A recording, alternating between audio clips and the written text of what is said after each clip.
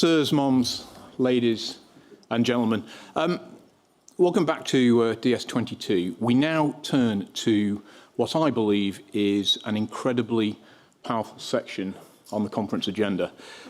It's a deep dive into the role of commercial and industrial support to military operations, and we've touched on that in the keynotes to start.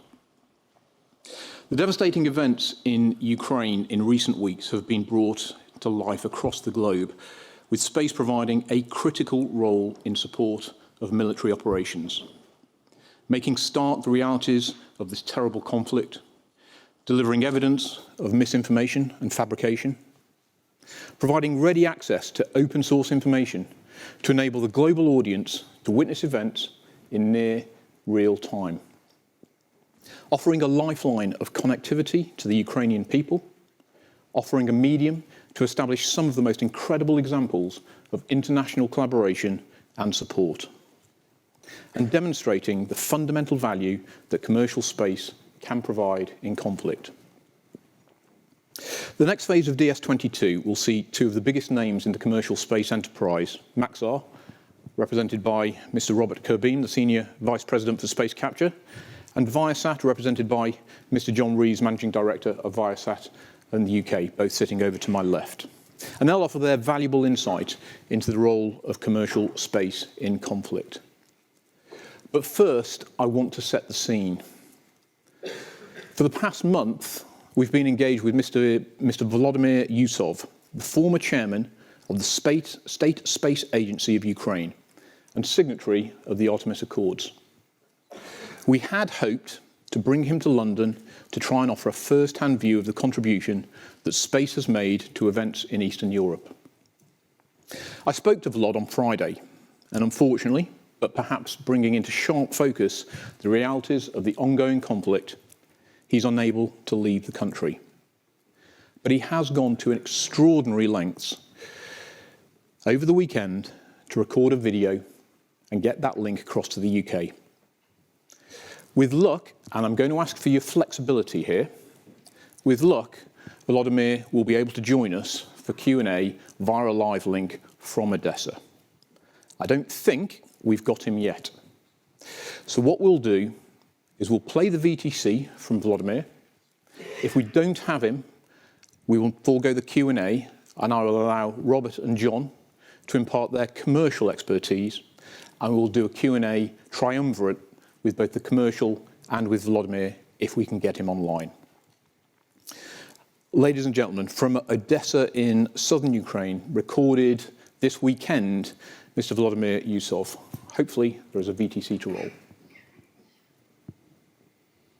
Hi, everyone. My name is Volodymyr Usov.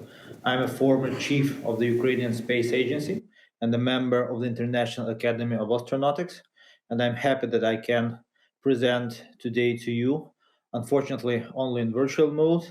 I can make it happen physically, as I'm now in Ukraine, in Odessa, in the southern part of our country, fighting back against Russian invasion, and all the trips crossing the border is very complicated right now, but I'm glad that I can address you at least virtually and to share our experience and our vision of how space is actually contributing to defending our own nation here in Ukraine in this critical moment of our history.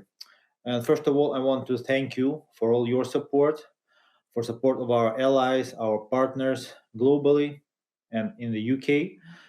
We are grateful for what you are doing and what your people are doing for Ukrainian people. Without your support, we couldn't count on victory that we're now getting closer to.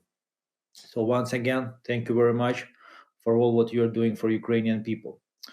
I can say that even Ukraine is a space nation and had a tremendous track record of 20 years at least of activities with hundreds of successful rocket launch, with several legendary launch vehicle development, and with hundreds of spacecraft being developed, orbited for a community of our global partners. Unfortunately, Ukraine was not 100% ready for the invasion if we talk about our space infrastructure capacity. If we talk about our autonomous access to space, our own satellite constellation, we can use for remote sensing services and for communication. That's something Ukraine lacked significantly and helped to our allies and partners. We received this kind of services and support. Our space industry is powerful, but mostly focused on developing launch vehicles, rocket engines, and Zenit launch vehicle family alone was responsible for more than 70 successful launches from both maritime platform, sea launch, and land launch from the Baikonur spaceport. And also, one of the weakest points that we figured out during the invasion was that our ecosystem of space companies created in Ukraine or working in Ukraine right now was really dependent of several big state enterprises like Yuzhne and Yuzhmash, which together were responsible for more than 80% of Ukrainian space industry production capacity. And my mission as a former chief of the space agency was actually to give impact on developing an ecosystem of private space companies who can both cooperate and compete with the state enterprises. So at the end of the day, Ukraine will get a really sustainable ecosystem which can be integrated to the global space industry.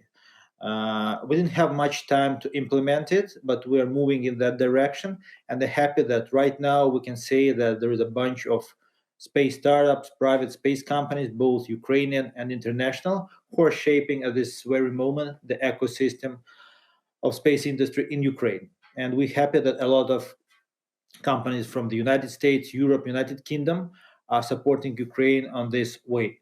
We can also say that one of the key things that we figured out during the invasion was the lack of communication based on the land infrastructure. And then when we saw Russian troops coming, destroying big and small cities infrastructure, the Starlink project helps to the Elon Musk willingness to help us was a really game changer, not only for rural areas, where for now Starlink helps thousands and tens of thousands of people to communicate, and also, of course, for the military, for intelligence, but also for big cities. After being invaded by Russian army, big cities like Kharkiv and several others count on Starlink as their main communication tool right now. And you can now not even see Starlinks in the battlefield or near battlefields or rural areas, but also in the big areas near the coffee shops. And I think that it sounds really amazing that for now Ukraine is the number one user of Starlink services globally, with more than 60% of Starlink app downloads by Ukrainian users. So Ukraine even has now more Starlink users than the United States. And I think that's a signal for all other countries that it's time to maybe trying to adopt satellite communication services on a customer level, not only on a business corporate level, or not only for military. I think that already make a lot of sense. And we're grateful to our partners in the US that Starlink are playing such a tremendous role now in our fighting back Russian troops. Of course, also one of the main challenges for Ukrainian military and intelligence was the lack of own remote sensing services with high resolution. That's why it was really hard for Ukrainian army to figure out in real time the movements of Russian troops. And also we see all that terrible things, all that war crimes and atrocities that need to be documented in order all the people who were responsible for that decision or for that criminal action should take their own responsibility and should carry all the responsibility for something they maybe can will plan to do in the next several months. And I think without satellite imaging in high resolution, that's almost impossible to achieve. Thanks to the services being provided to Ukrainian army and Ukrainian intelligence by Maxar, if you talk about optical imaging in high resolution, and also to ISI, if we talk about radar capabilities, which we need for getting the information under bad weather conditions, which is critical for our army solutions.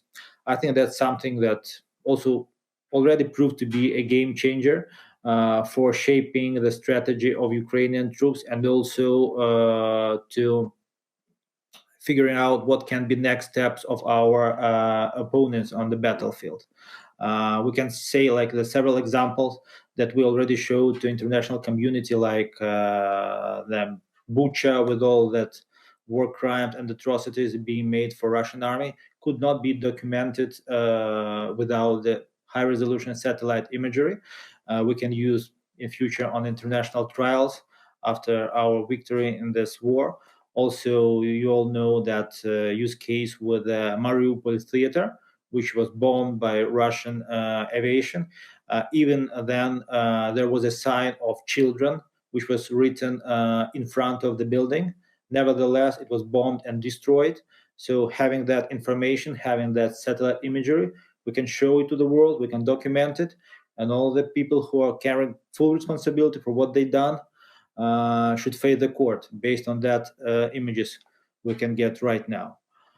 Also, I think very important, not only communication and remote sensing services that contribute to more efficient strategy solutions and strategy shaping for Ukrainian army and our government actions, but also regarding our infrastructure. As I mentioned before, Ukraine is a developer of several families of launch vehicles. But unfortunately, right now, we didn't have our own capacity for autonomous access to space through our own spaceport, using our own launch vehicles.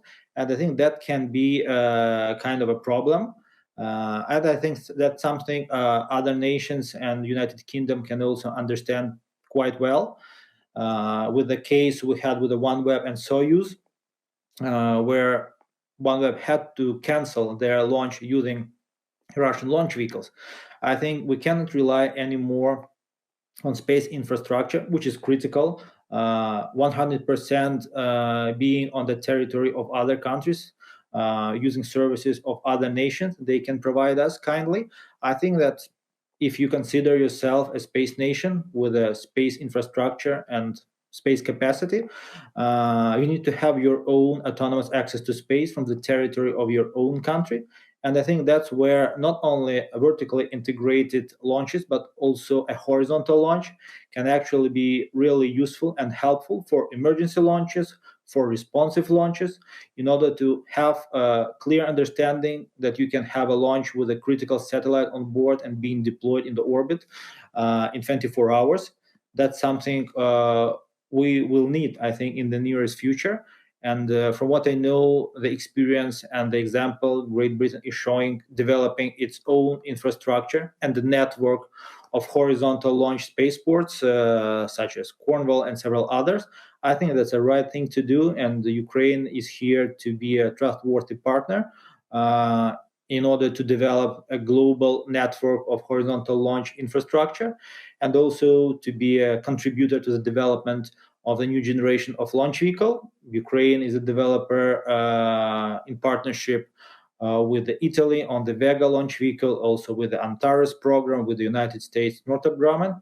And I hope that today, understanding that Russia cannot be anymore a sustainable and trustworthy partner, I think Ukraine should step in with own capacity, with own expertise and background and network of enterprises, which already proved to be really reliable space tech, working with partners for decades.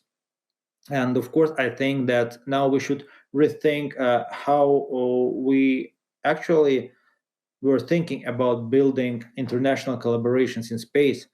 For example, if we're talking about the ISS, I think for now it's absolutely clear that if you want to deal with Russia, you will deal with all the challenges it can bring and with all the atrocities. And even the Russian chief of space agency, who told world that ISS can be crashed because of Russia decision. I think not that approach civilized world is anticipating to get from its partners. So I think for now and on, any collaboration with Russia or with other potential threats should be not underestimated, because such complicated projects which are being built in a perspective for 10 or 20 or 30 years Even reducing costs, working with potential autocracies, wouldn't make any sense. You will pay twice dealing with dictatorships like Russia is, or with others. So I think from now on, a new alliance of the nations based on the principles of peaceful exploration of space is evolving. And I think that Artemis Accords can be a perfect platform for developing a new network of nations who are contributing to both developing an infrastructure for peaceful space exploration on the one hand, and also commercial international projects on the other. I think both United Kingdom, Ukraine, United States, and other members of the Artemis Accords already showed their contribution to the values we all share, to the freedom, to using all our resources for mission exploration. And I think we both put values first and prices second, which is, I think, of a choice for a nation to be a part of a new alliance of the countries I'm talking about. So I think maybe new collaborations in space around missions to moon, getting back with another men and women there. I think that's something should be built on a coalition without having all that potential threats dealing with Russia or China or other countries which have their own plans and even have documents and agreements signed with Ukraine or United Kingdom or US in some moment of their history when they think it doesn't make sense to them economically or politically anymore. They're more than willingness to get rid of that agreement. That's not something we are okay with. So I think that for now, understanding where we are at through that terrible invasion, we figured out who our partner there. We understand the value of the critical space infrastructure. We understand that we need to have our own satellite constellation. We need to have our autonomous access to space, radar capabilities, high-resolution optic imaging. That's something we've been provided by partners, but of course, we want to have our own space infrastructure as a space nation, and we're looking forward to collaborating with other countries and private companies in developing that capacity for Ukraine. And of course, during this tough time for our nation, we figured out who our real partners and allies are. We're thankful to the people of United Kingdom, who are like number one ally and partner right now, supporting Ukraine in almost any aspect of our defense strategy. We appreciate it. Your support is priceless. And of course, we're looking forward to even strengthen our relations on the level of our space industries. I hope that after our joint victory over dictatorship in Europe, we will be able to put and allocate our resources into more peaceful direction, into developing space exploration missions together, and of course, setting up our own space infrastructure. So in future, in case of potential threat, we will be absolutely sure that we have everything we need to fight for our own freedom, to support our independence, and to have everything we need to keep our people absolutely safe.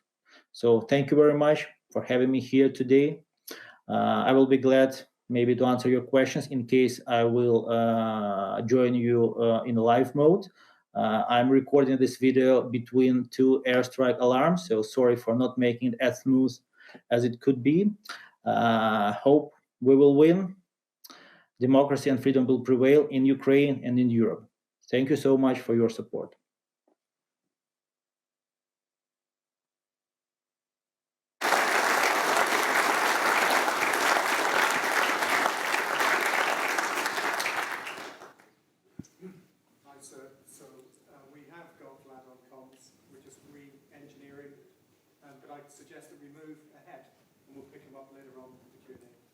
That's brilliant news, Dave. Thank you very much. Powerful stuff. I think you will all agree, and it really does bring it into sharp contrast. What I took away from that, AI, cyber, autonomy, all of these technologies have a part to play in future conflict and the future domain. Perhaps no more than space. and certainly not for this audience. Unprecedented opportunities there to see space as a force for good. Volod spoke about collaboration with industry. He spoke about international collaboration. He spoke about remarkable generosity from the private sector and from governments globally.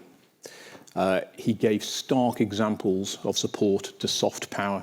60% of Starlink utility currently in Ukraine. Starlink dishes sitting outside the coffee shops of Kyiv to try to keep that part of the community alive as much as it is to support government and defence.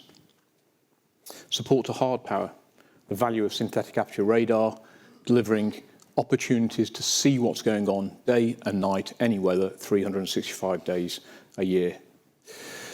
Space, I suggest, from that short 15 or 20 minutes is the ultimate opportunity to demonstrate, build, and nurture lasting partnerships. What we'll do, we've just heard that we're still trying to see if we can get hold of Volod in Odessa. So what I will do is I would appreciate a little bit of your flexibility, and I will turn now to the first of our commercial presentations. This is, first of all, Mr. Robert Curbeam from Maxar. Robert is a former NASA astronaut and a retired US Navy captain with over 35 years of operational and industry experience in aerospace and defence. He's currently the Senior Vice President for Space Capture at Maxar Technologies. During his 23-year naval career, Robert served as a naval flight officer, amassing over 3,000 hours in numerous aircraft and spacecraft. One of those aircraft was the F-14 Tomcat. Those of you who know me will know that's a particular attractive part in aircraft in my heart. He's a graduate of the Navy Fighter Weapons School, Top Gun, and the US Navy Test Pilot School. During his time as an astronaut, he flew 3 space flights and completed 7 spacewalks.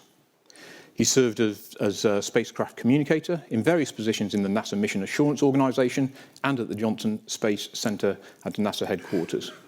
Ladies and gentlemen, Mr. Robert Curbeam.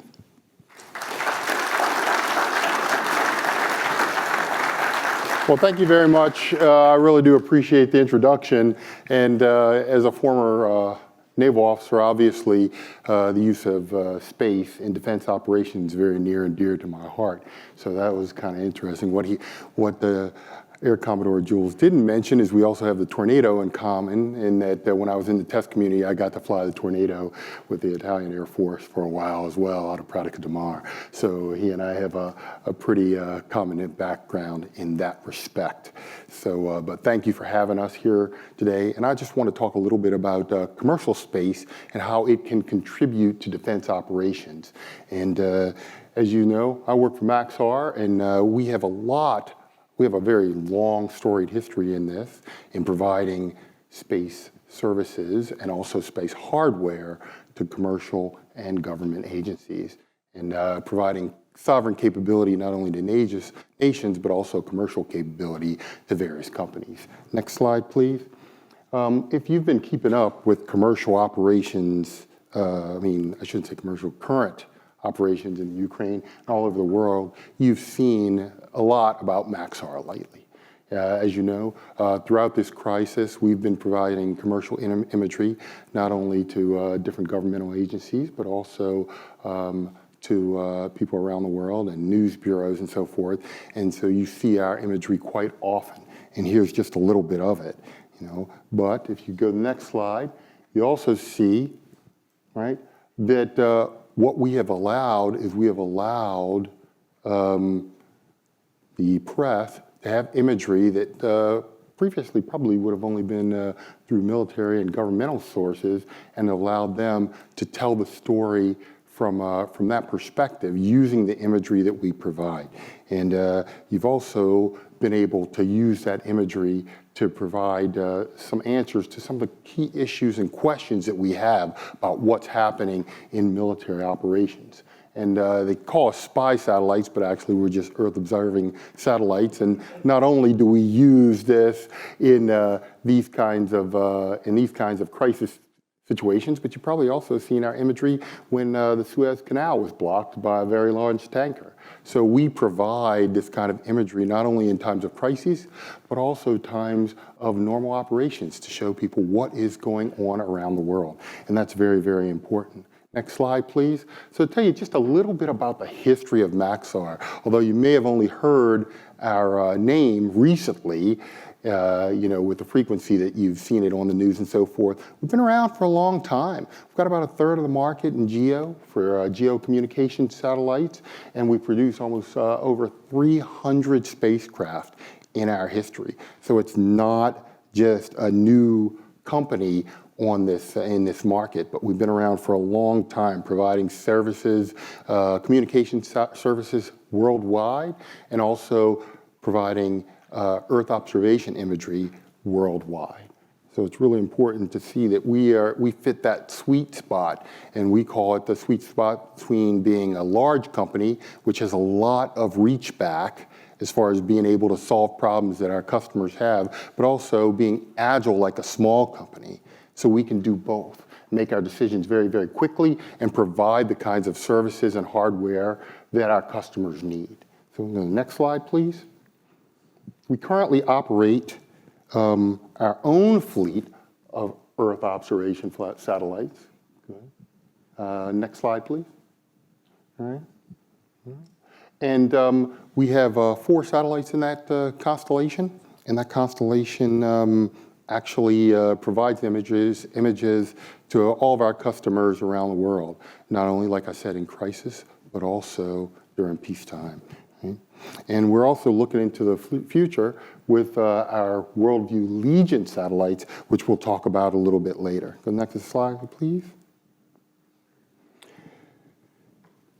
As you can see, we have a lot of unique characteristics. There's a lot of unique characteristics of our satellites that allow us to do very unique things with them and provide data to different customers around the world, and also take that data and turn it into information for decision makers.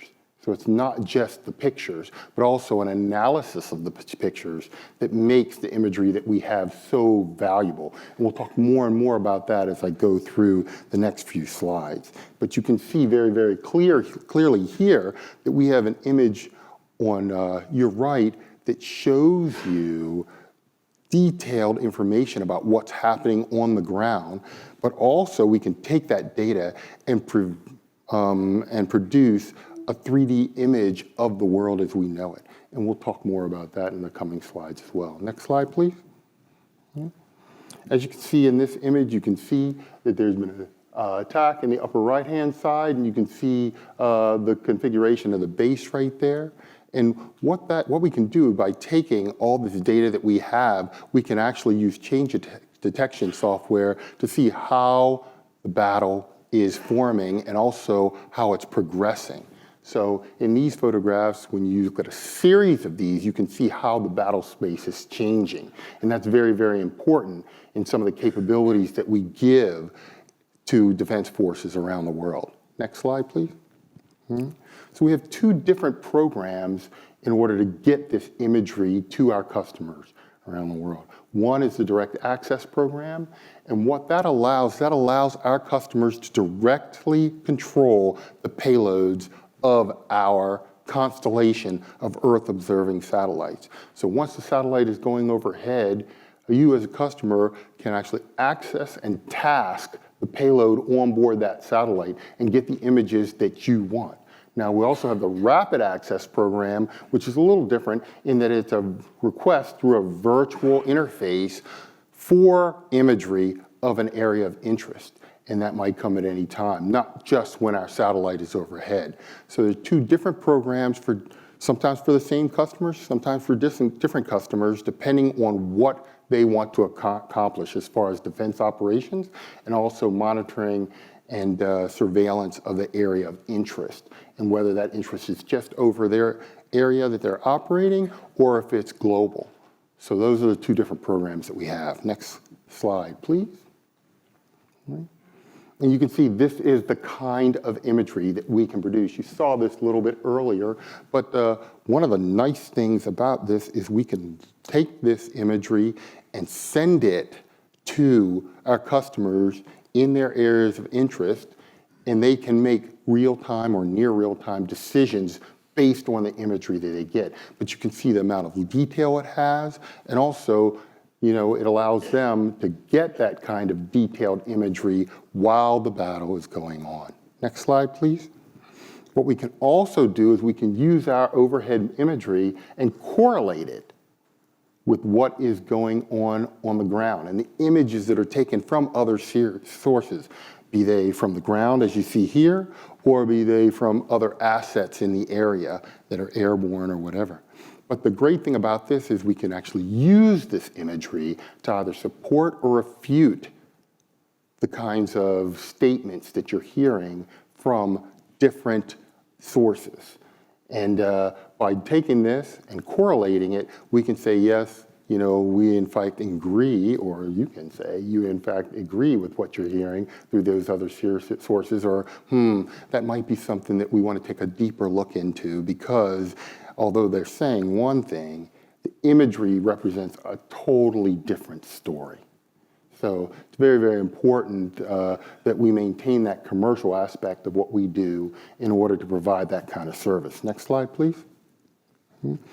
But one of the things that we haven't talked about is it's just not in the visible spectrum. So what we also do here is we have multispectral images that can actually show the battle as it unfolds. Here, you see that we've actually picked up a muzzle flash from artillery. And by taking this information out of this image and also taking information from other images, we can not only see that the artillery is firing, but also the results of that artillery firing somewhere else in that area of interest. So you're seeing in near real time how the battle is progressing and unfolding. And you can correlate these images and say, okay, this is the effect that fire is having, or this is what that fire is targeting. So it's very, very important that you have that history of data that we have to understand what is happening in the battle space. Next slide, please. One of the new initiatives that we have is Precision 3D, and we are actually producing images in 3D and 2D. And by 3D, what we're actually doing is we are producing a digital twin of the Earth and digitalizing and providing a battle space digital model of what is going on and how it is changing. So that is how we feel commercial space can be used to actually support defense operations. And if you go to the next slide, I'll give an example of how we're doing that. Okay? And that is with our sensor to shooter program. And what this is designed to do is to take an image, use AI and ML to develop automatic target recognition algorithms that then allow us to take this image and then place fused ordnance on target, time-sensitive targets. So when you hear the general and the air vice marshal talk about doing things at the speed of relevancy, that's what this is all about. It is allowing the operators to put fused ordnance or effects on a target which may only be vulnerable for a very short amount of time. And so this program, Sensor to Shooter, is very, very important to us because that is going to be and continues to be a critical part of defense operations. And we, as a commercial space company, need to be a part of that and enable that within defense operations. Next slide, please. And so that's Maxar and what we're doing in a nutshell, and how we like to operate, and why we think that commercial space is critical to defense operations in the future. Jules?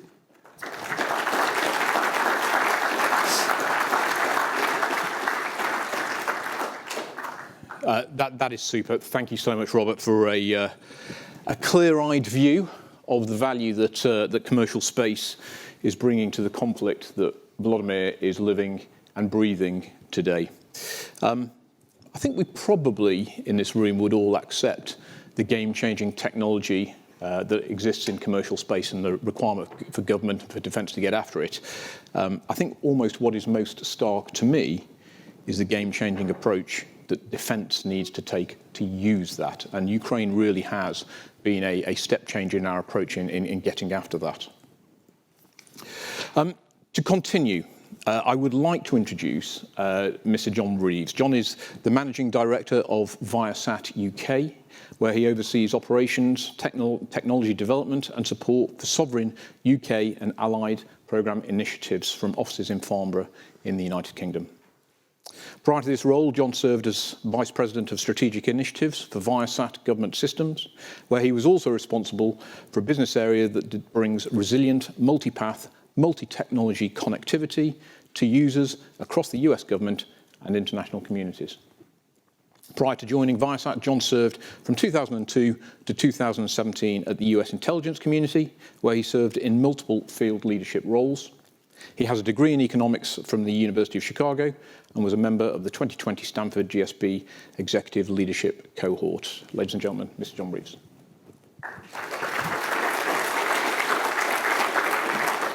Thank you very much, and thank you for the introduction.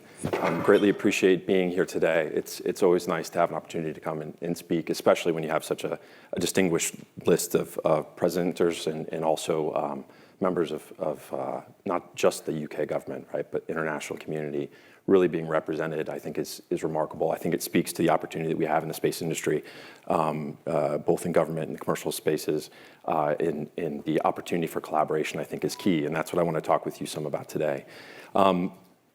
Next slide, please.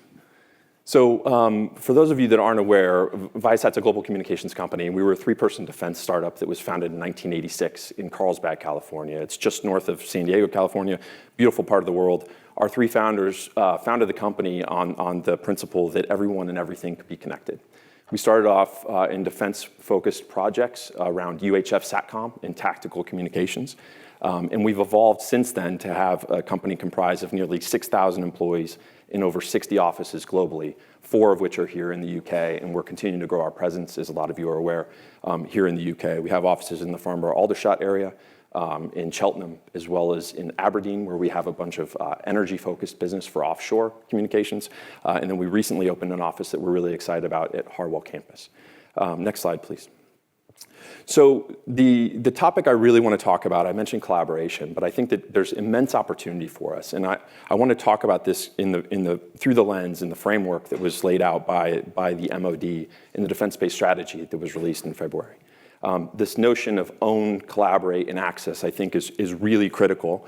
And I think that it will proliferate everything that we do moving forward. And I want to kind of set the kind of context for this, right? When we look at the history of defense development and defense programs and owning technology, right? There's good reason why we've owned technology in government for so long, because we have unique use cases, right? We have unique requirements. And oftentimes, commercial technologies aren't developed with those specific requirements in mind. I mean, if we go back to the space program, there was no reason for a commercial company to develop a space program, right? There was no reason for really satellite-based communications at the time. It was too expensive. The expertise didn't reside in the commercial sector. In fact, those requirements were really driven by governments and militaries because they had the requirement. And so a lot of the talent and a lot of the expertise, right, was focused on the government space and developing those technologies. And a few of them, right, are listed here on the slide with the space program and ARPANET, GPS, satellite-based communications, right, is another area. And so that's the own piece. And the own piece, obviously, right, we're still going to continue to own in government as things go forward because it makes sense. I think that a key here is that there will be new bullet points that come up on that steady innovation and innovation trajectory of defense, right? New programs like hypersonics and directed energy, for example, will come about because there's no commercial business case, right, around those areas of technology. But as we've seen, right, in several of these technology areas over time, the commercial world is pretty clever, right? And they understand an opportunity and a good one when they see it. And when they see that opportunity, what happens is that massive investment flows, right? You see that that investment then drives innovation at a scale of which you just don't see in government, because it's about the funding and it's about attracting talent.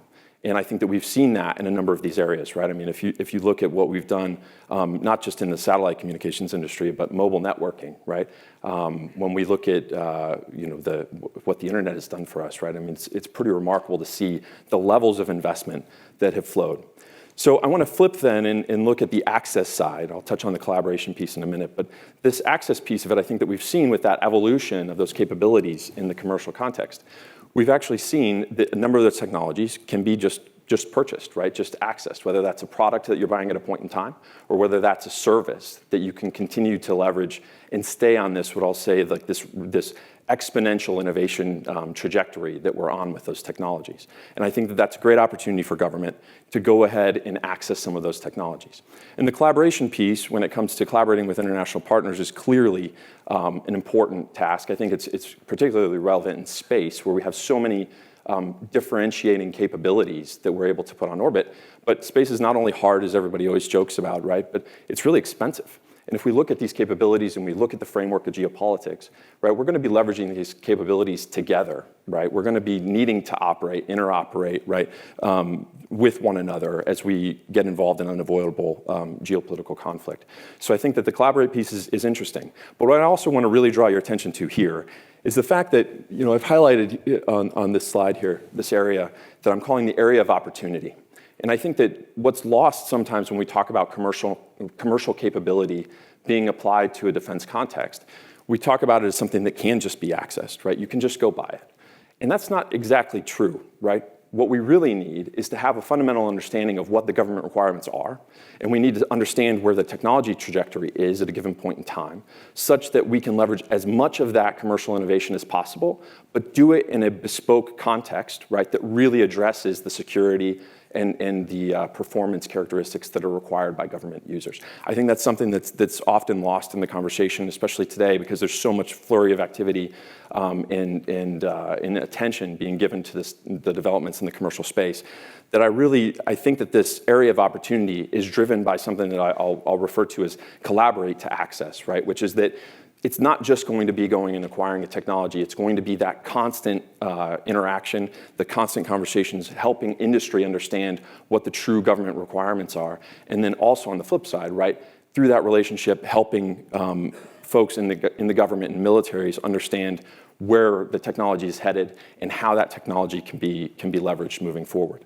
I think that the point of this one is that the military and defense capabilities of the future, I think, will largely reside in this area of opportunity. I think it's a really critical piece of the conversation today. Next slide, please. Okay, so trust is obviously really essential, right, to everything that we would do in this collaborate to access kind of approach, right? You have to trust your partners. And I think that having engagements like these, I think, goes a long way to doing that, right? The more contact that we have with one another, the more open we can be about conversation. I think that really helps us to establish that foundation for opportunity. I think sovereign capabilities, right? This is something from an industry perspective. We need to clearly be mindful of the fact that there's always going to be a need for sovereign capability. It's something that we can't get away from. And I think that as an example of what can be done in this space, Viasat announced last year that we're investing £300 million in standing up more of our own infrastructure here in the UK. Now that includes support for our Viasat 3 satellite constellation, which begins launching this year. But it also includes the stand-up of a network operations center and a cybersecurity operations center that are located in a cleared UK facility using cleared UK personnel to manage specifically UK sovereign operations. And I think that's really critical, and it's something that we need to be mindful of. Next slide, please. So interoperability is also critical, right? So you need to have the sovereign piece, but you also have to be able to interoperate. And I think that as we're seeing in the data-driven and information-driven world, from companies like Maxar, right, where we're able to see things that we hadn't been able to previously see. We've got massive data analytics capabilities, both in the government and in private industry. And I think that all of those capabilities are going to need a trusted information infrastructure globally. And I think that satellite-based communications play a critical role in that. I think the minister from Ukraine just mentioned this a bit ago, right? I mean, having his own satellite infrastructure, but also, right, this ability to interoperate and collaborate. I think that it's a really important notion. I think that what it speaks to is the opportunity that we have, if we get this right, in creating a blended kind of system of systems and network of networks type of approach to create the resilience that's needed, not only from a sovereign capability, right, but when you adapt that for an interoperable global geopolitical conflict, I think that it takes us working in concert with one another. It's not just one orbital regime, for example. There's a lot of attention in low Earth orbit right now, and rightfully so, but it's about leveraging low Earth orbit, it's about leveraging MEO and GEO as well, and getting those systems to work in concert with one another, I think, is really where the key to opportunity lies in terms of creating resilient infrastructures that our governments truly need. Next slide, please. Okay, so just a couple of examples of how these technologies are being adapted and adopted in a military context now. So we have a small nomadic satellite terminal that's just sitting on a tactical vehicle there. This is part of the Saber Strike exercise, which this was immediately prior to the pandemic. If you just look at what it's doing fundamentally, right, it's just a piece of military kit is what it looks like. But that's actually capable of operating on military satellites. It's capable of operating on an array of commercial satellites, not just from Viasat, but a number of our partners. It operates in Ku band, Ka band, and X band.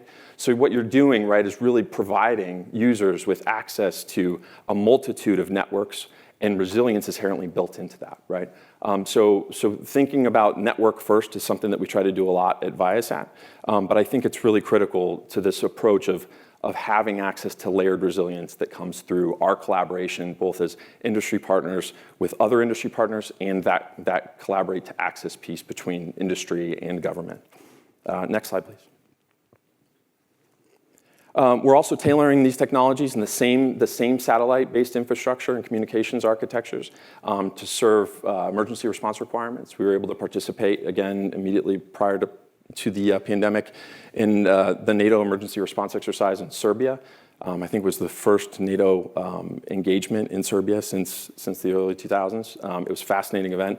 Over 2,000 participants from 140 different countries in the world. And what we were doing is using that same infrastructure for resilience in the aftermath of a simulated earthquake, where we could provide the connectivity services needed, in this case, to provide telemedicine. So again, it's, this dual-use technology era, I think, is a really remarkable one, and it's about having these relationships and collaborations such that you can tailor it to the specific use case. Next slide, please.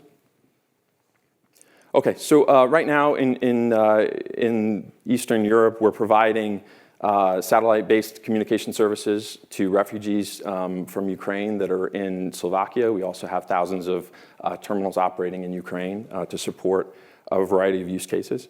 Next slide, please. Okay, and so I want to take things back out just another step and talk about this opportunity again, because I think that I think a couple of examples that we see will speak not only to the defense ecosystem and the opportunity to leverage these technologies and capabilities, but also about the vast economic growth that we can tap into by collaborating more effectively in these areas. The first example I'll use is actually from our terrestrial lives. So if I leverage some of my knowledge of cross-pond history, in 1956 there was something called the Federal Aid Highway Act. It was a $25 billion U.S. government program that was designed to provide 41,000 miles of interstate infrastructure across the United States. Now, most of us never think about that program anymore, right? And we definitely don't think about the fact that it was set up to be a dual-use program by its very design, right? It was General Eisenhower and President Eisenhower that ended up executing against that. And when you look at it, you have very specific specifications, for example, for the bridges across the United States, such that munitions and military equipment, right, can be quickly transported from one area to another. What we also don't think about is the fact that this is a really dual-use capability in the sense that no company like UPS or Federal Express or even Amazon, right, could exist without this type of infrastructure. And if you think about that, $25 billion of investment in 1956 is remarkable. But if you think of the trillions of dollars of economic opportunity and value that investment created, it's staggering. Now, if you fast forward to the early 2000s, I'll use another couple of examples. One is from NASA, actually, where the COTS program was funded, right? The Commercial Orbital Transportation Services, right? Am I getting that right, Robert? Okay, you know better than me. So that program, right, was a $500 million program. And it was based on really this hypothesis. Dr. Mike Griffin has this hypothesis and had this back at the time that commercial industry could play a critical role in the future of space exploration. And we needed to see whether or not that was true. We needed to test the hypothesis.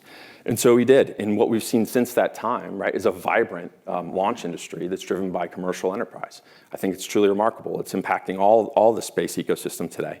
And I think that if you look also, right, at companies like Viasat that really started to redesign effectively legacy satellite communication systems to create high throughput technologies and capabilities, what you've seen is over the last 15 years, you've seen this evolution of a space infrastructure that is truly remarkable and is there to be leveraged. And I think a really good sign of where we're headed is that in 2021, the estimates are between $10 and $15 billion of private investment have flowed into space infrastructure projects. So if you think about that for a second, it's a truly remarkable number. And I think that it puts us in the same frame of mind of saying, look, this is an amazing opportunity. We can't let this time of rampant investment flee. We have to approach this both as industry and as government partners with a sense of urgency and take advantage of those capabilities, understand that not everything is going to be invented in government anymore in some of these technology areas, that we can collaborate to access a lot of these technologies. And I think that that's what will help drive this conversation forward. I think working shoulder to shoulder is the way that we advance, and I'm looking forward to being part of this industry and working collaboratively with you all as we work to broaden not only the economic opportunity and the defense opportunities that exist in the ecosystem, but the many things that we can't see yet that are to come. So thank you very much for taking the time today.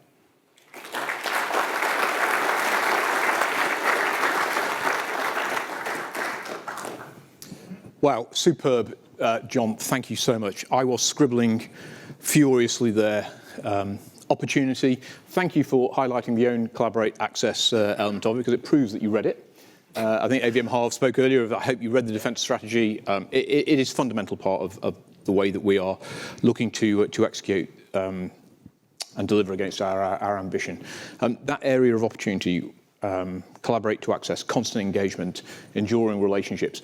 All I would say, and those of you that know me, I've been in this business for about 2.5, 3 years, as has the boss, as has AVM Goddess. We're all new to this, but I look around the room and go, what a great community. I've seen Nick and David and Sarah from the Lockheeds and Northrops and the Airbuses of this world. I see Alan from Skyrora. I see Sean from OSS, the much smaller companies and the like. So my point is that your last slide there around the foundations of a healthy space ecosystem, I would suggest that the foundations are there already. The fact that Rebecca's here from the agency, from BASE, sorry, Ian's here from the agency, AVM Harv, myself, Natalie from the Directorate, AVM Goddard and his team, through Stuart, all sitting here on the government side of things. We are all after the same aim. So I'm really thankful for you bringing that out to life, because I just want to reassure the audience that I think we're on the right path. We need your help to help us. And we will do what we can to help you. Right, I am now going to turn to questions and answers. I'm going to invite Robert and John. I'm slightly embarrassed to ask if one of you could bring a chair to the centre. I will do the same. And of course, you can see behind me, we are joined by Volod. Volod, I hope you can hear me. Terrific to see you, and thank you so much for your input for 15, 20 minutes. Really, really relevant. Really, really hard. Hitting. I know we spoke on Friday. Superb, absolutely on message. So thank you. We have got a number of questions. So if you bear with me for 10 seconds.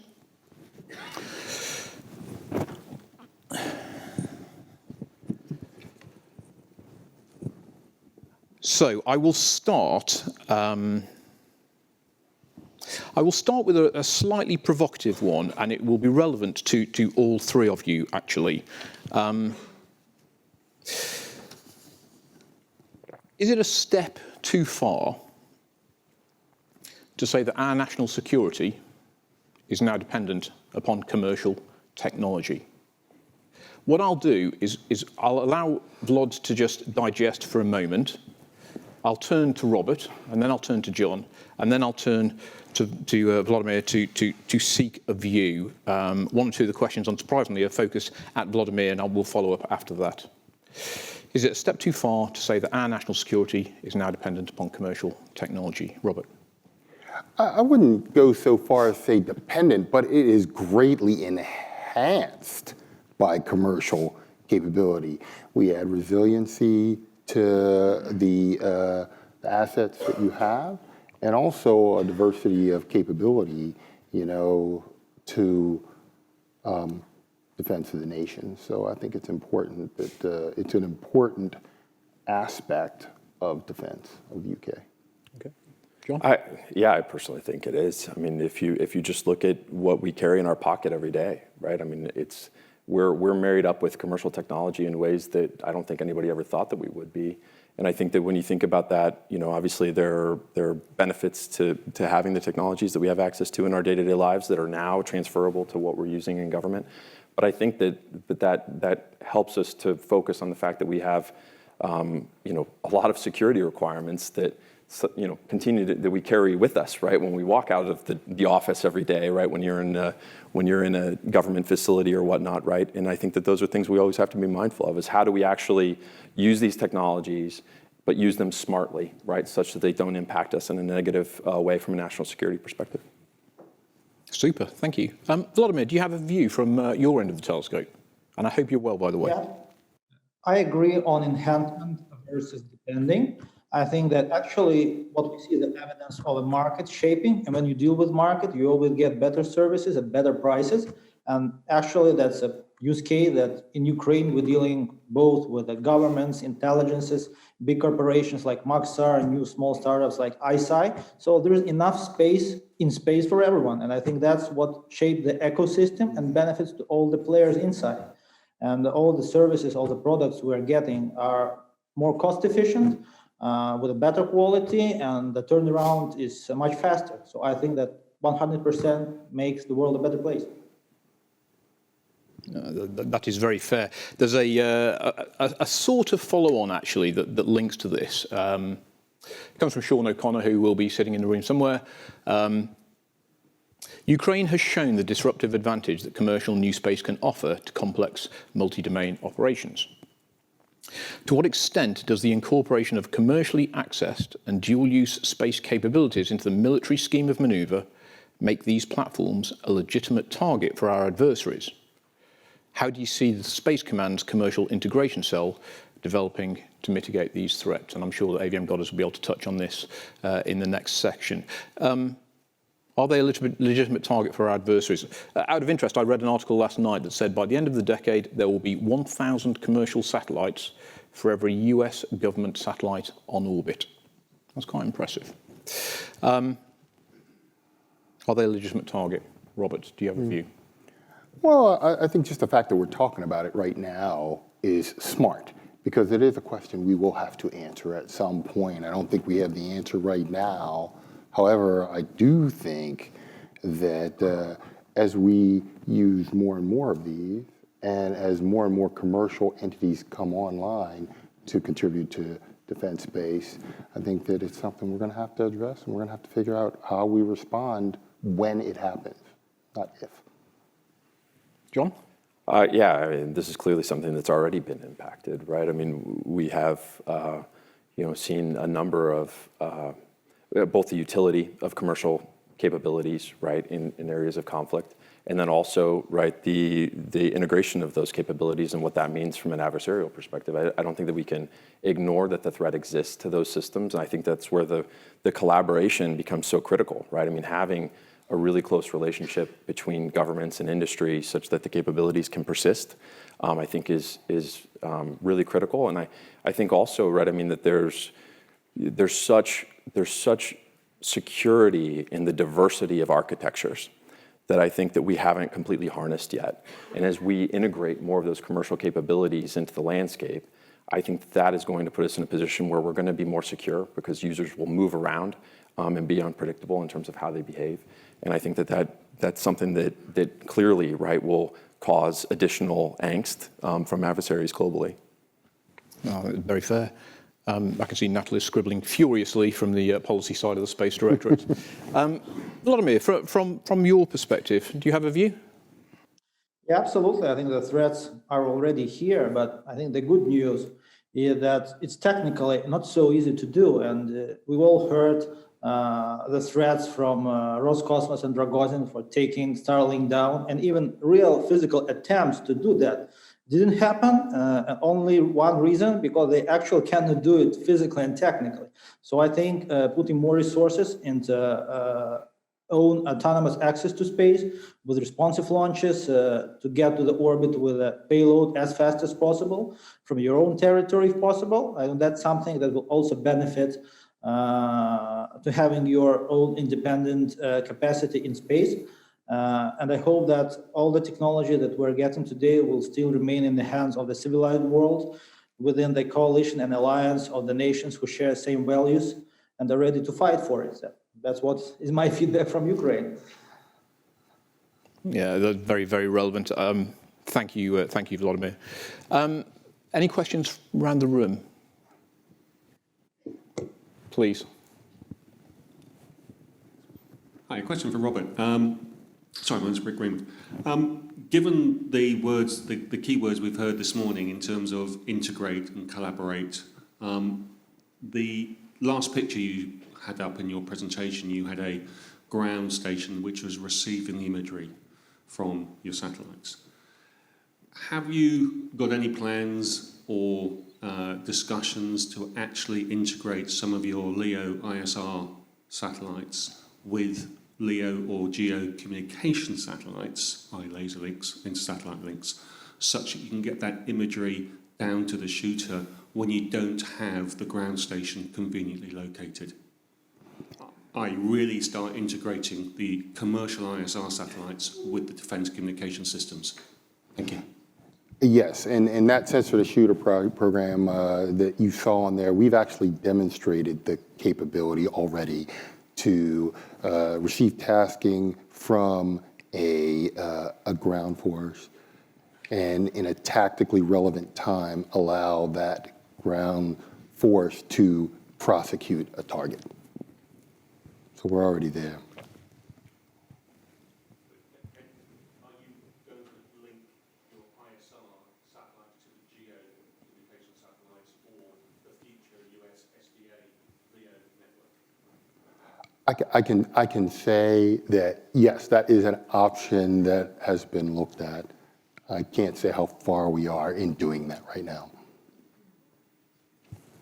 Super. And another question from the room? Yes, please, on my right. Thank you. This is amazing hearing this innovation. What is being done to ensure that the provenance of that image captured on board the satellite is secure and hasn't been interfered with if you're doing targeting? Thank you. Well, obviously, I can't talk about the exact techniques that are used to ensure the integrity of the image and the integrity of the data. But as you can imagine, anytime you're talking about live ordnance that you're going to put on a target, you damn sure, be certain that the information that you're transmitting and receiving is secure. So yes, there are many, many methods that are used to make sure that that data is kept secure from collection all the way through distribution. Volodymyr, I have another question for you. This is anonymous, dangerous. Volodymyr, after this conflict concludes and Ukraine seeks to reconstitute its space industry and infrastructure, what are some of the key challenges that you foresee? How can Ukraine take this opportunity to restructure and reboot the industry with the benefit of the lessons that have been learned? Big question. Yeah, actually, it is really a big question. I wouldn't spend a lot of time telling the story of Ukrainian space industry with all its current and past problems, but I can say that several main goals are actually getting its own autonomous access to space through a new generation of launch vehicle being developed right now, and also have a constellation or access to remote sensing services and communication services. So that's like three main targets for Ukraine: have their own capacity and also to collaborate with Ukrainian partners. But to do that, to achieve that goals, I think two main tools we have in our disposal. The first one is a corporate reform, because even now, Ukrainian space industry is something close to what it was during Soviet time. So I think the radical corporate reform to shape the modern space industry with both private enterprise and state enterprises competing with each other, cooperating with each other. It is the only way to shape a really modern space industry that can be integrated to the global space ecosystem. And second, to create an internal demand through the national space program, because Ukraine haven't had one since 2017. So no innovation being developed and supported through the internal demand from the government.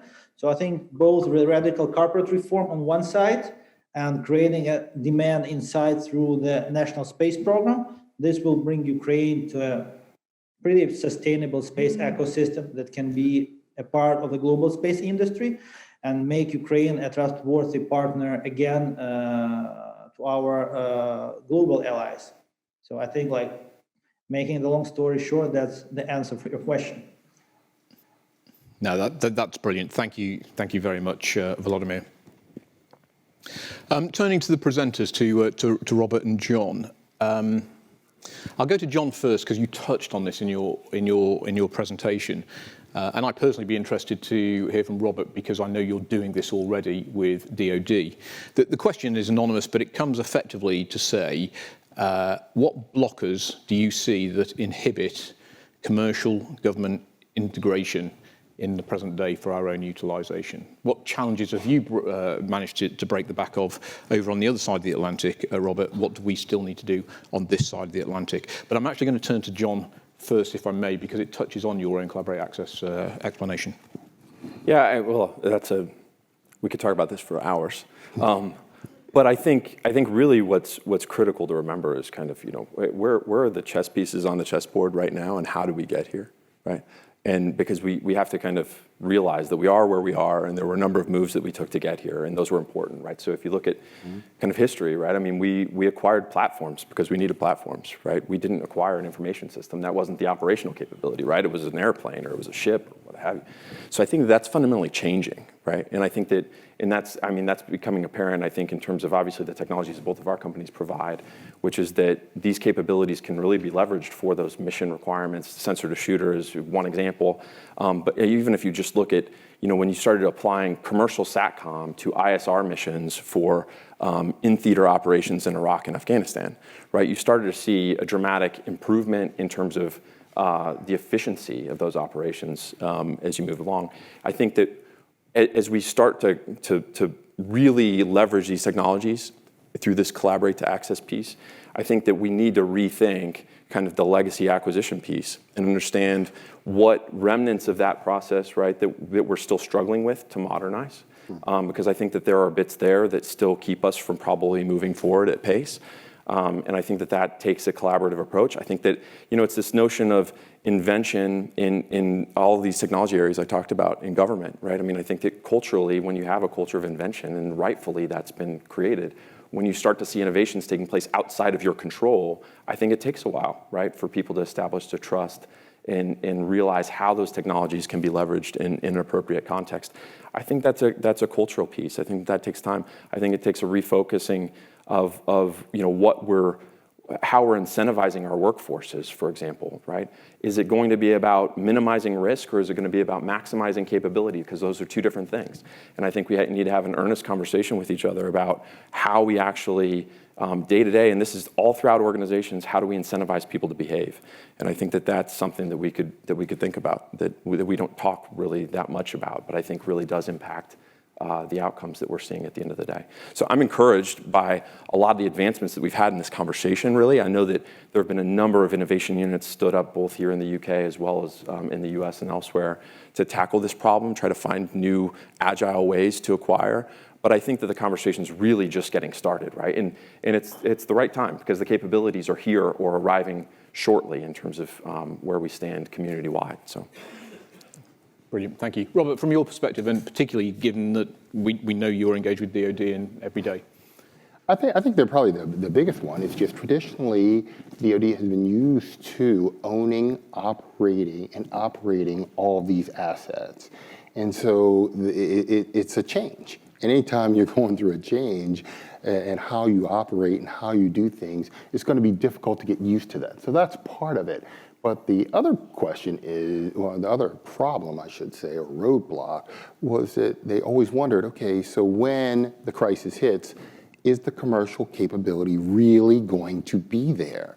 Are they going to be drawn away from what we need and providing what we need because of other interests, right? Because DoD is not our only customer, right? So now, as we've gone through several crises and they see commercial space still being able to answer the bell, I think we are slowly but surely wearing away at that roadblock. And then, so we need the policies in place that allow them to use our capability when they need it. Brilliant. Super. Robert, thank you very much and John. There's a follow-on question here, Volodymyr, for you through the operational lens. You may or may not be able to answer this, actually, and there's definite links to Robert as well. How much imagery analysis has been done by Ukrainian military and civilian personnel versus that provided by Maxar and ISI, for example? How responsive has that provision of intelligence been for the military end user? Are you able to take a view on that? Yeah, unfortunately, I can't say numbers. I can only say that the images we received from private companies and private sector, both in the United States, UK companies, European companies, is significant.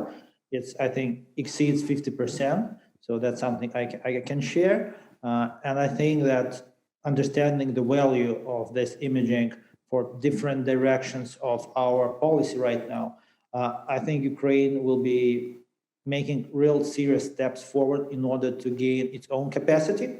And I think that's also a platform for collaboration with existing partners and the chance to build new partnerships. And maybe getting back to the previous question, I think that policy is something we need to spend a lot of time on, because like it sounds weird, but the less of regulation, the lack of regulation is a problem, and too much regulation is also a problem. Because for launch vehicles, too much regulation. For spacecraft on orbit servicing, not enough. That's why we have that new consortiums developed by DARPA, like Conference, where both Maxar and Viasat are members, to develop the industry standards. So I think the policy making, the regulation, that's something of the big challenges we are to face in the next several years.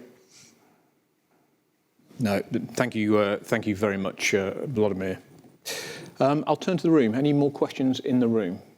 Yes, please, to my left.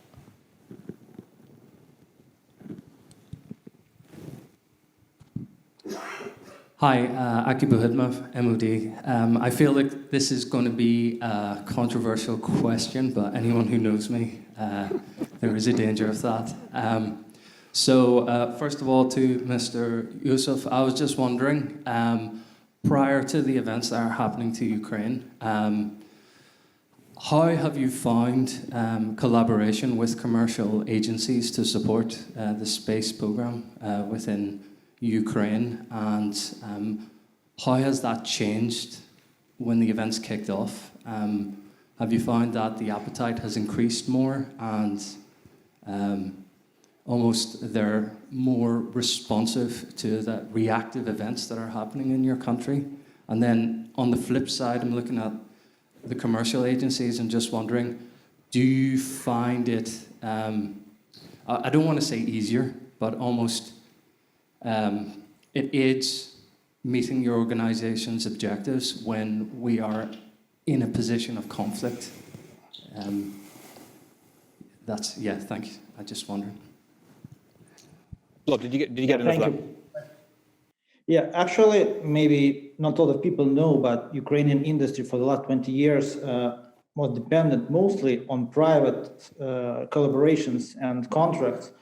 There are actually two big contracts which Ukraine counted on in order to get revenues on the global market. The first one is the Antares project with Northrop Grumman, where Ukraine is developing the first stage of the launch vehicle. And the second one with the European Space Agency and Avio regarding the upper stage for the Vega launch vehicle. So without having own internal budget and no demand from the government. So actually, Ukraine was oriented 99% on export contracts. So now, actually, we see that maybe there was a big mistake, a huge mistake, not to invest into the development of the new projects, innovation inside our country, and only to rely on the space-proven Soviet time technology. Maybe now we can understand that we lost that time, and we have not so much time in the nearest future. Maybe just to catch up with already existing players on the market, big companies, startups, which are now evolving in almost every single segment of the global space industry.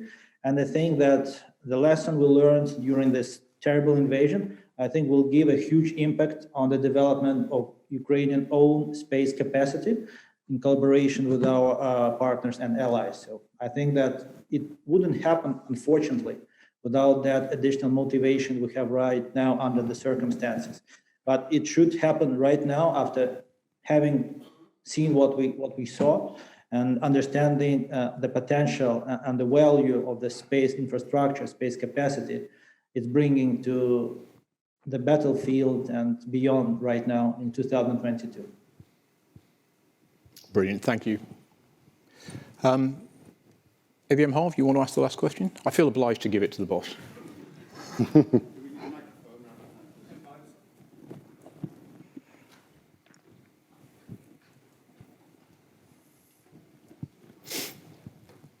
Thanks. Sorry to steal a question. This is not a great protocol, but I can't resist because it's been so compelling, not just with John and Robert's phenomenal, and I know we've spoken to get you guys here, so I'm hugely grateful for that.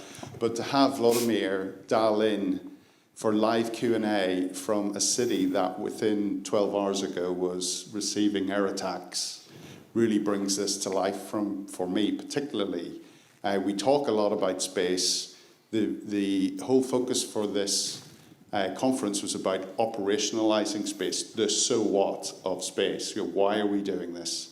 And this one discussion with these three gentlemen has really brought that to life, particularly for me, and I'm hugely grateful, especially to you, Vlad, for making the time. And I would like to finish with mindful that we have an audience here that spreads across the whole of the space sector industry. What else do you need, Volodymyr?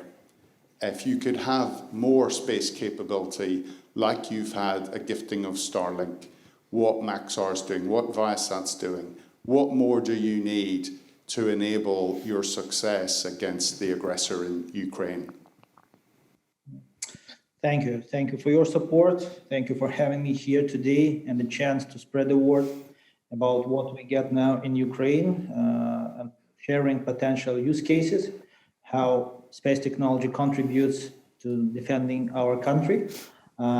Actually, we cannot be more thankful than we are for all the technology and the services we're receiving from our allies and partners.